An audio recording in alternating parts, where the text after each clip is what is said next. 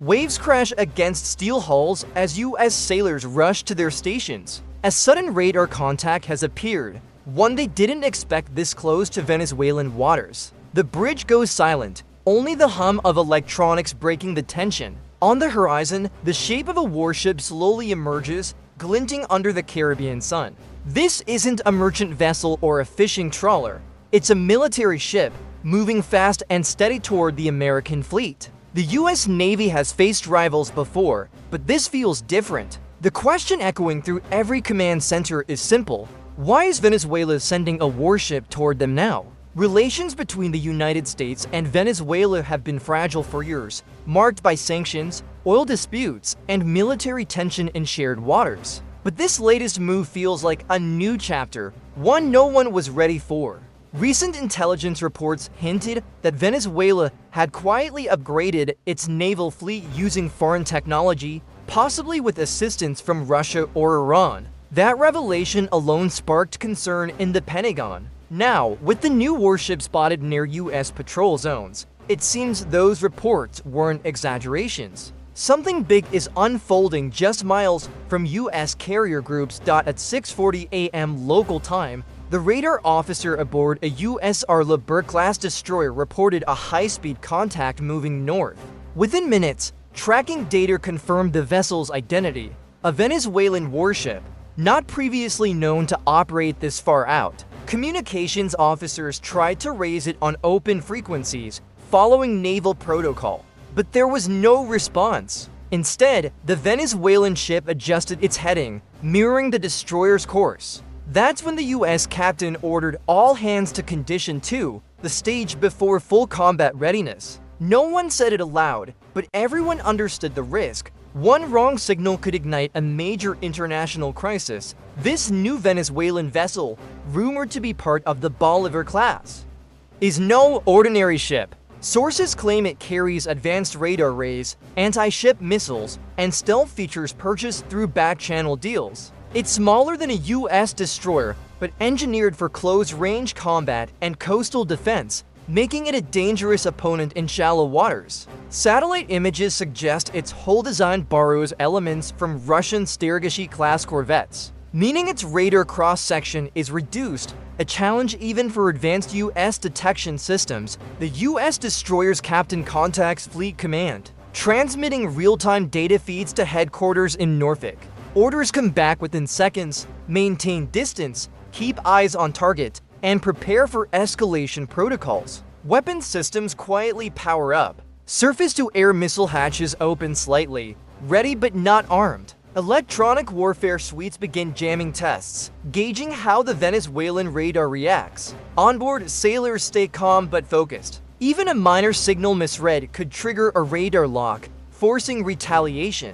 It's a chess game of precision, played on open waters. In Washington, the Situation Room lights glow late into the night. Defense analysts, admirals, and intelligence officials monitor the feed in real time. Every movement of the Venezuelan warship is projected onto digital maps. The Pentagon's concern isn't just the encounter itself, but what it represents: a test. Is Venezuela trying to provoke a U.S. reaction to gain political leverage, or are they signaling deeper alliances? President and defense advisors, no one move could change regional power dynamics overnight. The question isn't if the U.S. will respond, it's how. Venezuela has long viewed U.S. naval patrols in the Caribbean as direct interference. With rising oil stakes and military modernization, its leadership wants to reassert dominance over its maritime territory. Its new defense doctrine, announced earlier this year, emphasizes deterrence, particularly against what it calls foreign intrusions. That language was a clear warning aimed at the U.S. Navy. Combined with a growing alliance with countries like China and Iran, Venezuela now feels emboldened. This new warship's presence isn't random. It's deliberate messaging to show they're no longer afraid to confront. By afternoon, the Venezuelan warship cuts closer, now within visual range. Binoculars show the national flag flying high and radar dishes rotating toward the U.S. destroyer. A tense radio message breaks through: U.S. vessel, you are operating in Venezuelan sovereign waters. Alter course immediately. The message is firm, unmistakably hostile. The American crew holds position, replying with calm professionalism. "We are operating in international waters." The air thickens with tension. For a few seconds, both sides lock onto each other's signals. A silence heavier than cannon fire had either ship misread radar signals or fired a warning shot. The incident could have spiraled into global headlines overnight.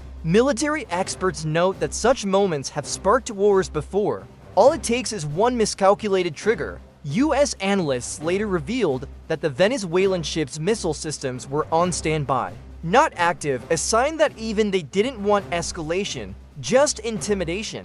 The US destroyer eventually altered course slightly, giving both sides room to disengage. No shots were fired, but both fleets learned a powerful lesson. Even peace can feel like walking on a knife's edge. News broke worldwide within hours. Reports flooded in from CNN, Reuters, and military trackers showing the near standoff's coordinates. The Pentagon released a brief statement confirming an encounter in international waters, but downplayed the tension. Behind closed doors, however, officials ordered intelligence agencies to increase surveillance on Venezuelan shipyards and ports, looking for more vessels of the same class. For now, the sea is calm again, but this incident marks a turning point. The US Navy knows it must stay ready for unpredictable adversaries, and the world now watches closely how this fragile balance unfolds next. Moments like this show how a single warship can reshape global politics in hours. If you found this breakdown gripping, hit like, drop your thoughts in the comments, and subscribe for more updates on modern naval showdowns and rising global tensions.